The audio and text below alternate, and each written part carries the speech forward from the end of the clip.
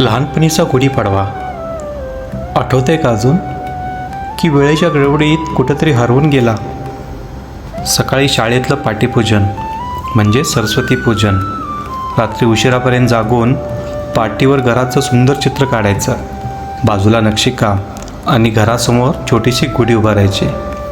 शाळेत जाताना खोबऱ्याच्या तुकड्यासोबत गूळ आणि न चुकता पांढऱ्या चाफ्याचं फूल. सकाळी आई बाबा गुढी उभारताना घरभर एक वेगळाच उत्साह असायचा. 8 दिवस आधी आणलेला बांबू सरळ करून तयार ठेवलेला असायचा. आणि मग आपल्यातली ती निरागस स्पर्धा.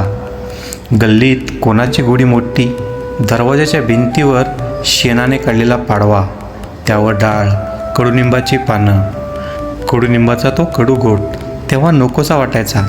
पण आज कळतं, तो फक्त कडूपणा नव्हता, तर तो परंपरेचा गोडवा होता.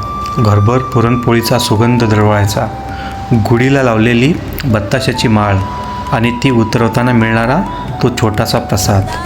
आज सगळं बदललं आहे, पण त्या आठवणी अजूनही ताज्या आहेत. कारण गुढीपाडवा हा फक्त सण नाही, तो आपल्या लहानपणीचा एक जिवंत तुकडा आहे. तुमच्या काही आठवणी असतील तर कमेंटमध्ये नक्की सांगा. कमेंट नाही केली तरी चालेल, पण आपल्या मुलांना आपल्या लहानपणीचा पाडवा नक्की सांगा, हीच विनंती. आपली संस्कृती आपणच जपली पाहिजे, तरच परंपरा जिवंत राहतील. गुढीपाडव्याच्या आणि हिंदू नववर्षाच्या हार्दिक शुभेच्छा. रामकृष्ण हरी, माझा तुकोबा.